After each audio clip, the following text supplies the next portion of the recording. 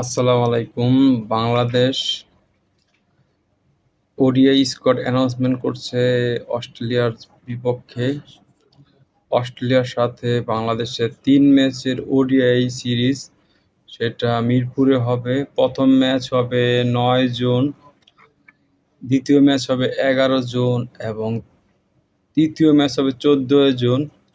স্কোয়াডে আছেন মেহেদী হাসান মিরাজ ক্যাপ্টেন, সৌম্য সরকার, সাইফ হাসান, তানজিদ হাসান, নাজমুল হোসেন শান্ত, তাওহিদ হৃদয়, লিটন কুমার দাস, মোসাদ্দেক হোসেন সৈকত, কাজী নুরুল হাসান সোহান, রিশাদ হোসেন, তানভীর ইসলাম, মোস্তাফিজুর রহমান, তাসকিন আহমেদ, শরীফুল ইসলাম, নাহিদ রানা।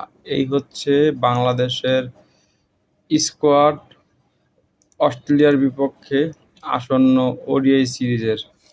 তো স্কোয়াডটা কেমন হলো সেটা আপনারা কমেন্ট করে জানাবেন। তো আমার কাছে মনে হয় স্কোয়াডটাতে ২টা প্লেয়ার জোর করে ঢুকানো হয়েছে, সেটা হচ্ছে মোসাদ্দেক হোসেন সৈকত, এছাড়া কাজী নুরুল হাসান সোহান। কারণ তাদের আহামরি কোনো পারফরমেন্স করে আসেনি, যেই কারণে তারা আগের সিরিজগুলোতে ছিল না। বা বিশেষ করে সোহান, তাকে বাদ দেওয়া হয়েছিল ওয়ানডে সিরিজ থেকে। ওয়েস্ট ইন্ডিজের পরে যে সিরিজ, সেই সিরিজের থেকে বাদ দেওয়া হয়েছিল। তো আর সৈকত তো প্রায় ৪ বছর পরে এসেছে, মোসাদ্দেক হোসেন। তো এরা আসলে দলে জায়গা পাবে না, ব্যাকআপ প্লেয়ার হিসেবে বেঞ্চ গ্রহণ করবে, এটাই মনে হচ্ছে। তো কী কারণে এসেছে, কি এক্সট্রাঅর্ডিনারি পারফরমেন্স, বিশেষ করে সোহান বা মোসাদ্দেক, তারা তাদের যে অপরচুনিটি দেওয়া হয়েছে, তা অপরচুনিটি কিন্তু কোনো সময় ফুল ফিল আপ করতে পারছে না, এখন পর্যন্ত বা করে নাই। আর যার কারণে বাংলাদেশ কিন্তু তাদের ব্যর্থতায় অনেক ম্যাচ হেরেছে। বিশেষ করে মোসাদ্দেকের থেকে ব্যাটিং বোলিং দুইটাই আশা করা হয়।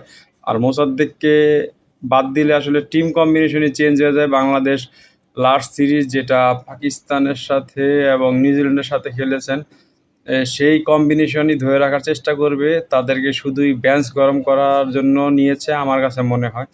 আপনাদের কাছে কি মনে হয় সেটা কমেন্ট করে জানাতে পারেন। টিমটা যদি ভালো হয়ে থাকে সেটাও কমেন্ট করে জানাতে পারেন। ধন্যবাদ সবাইকে ভিডিওটি দেখার জন্য। আসসালামু আলাইকুম।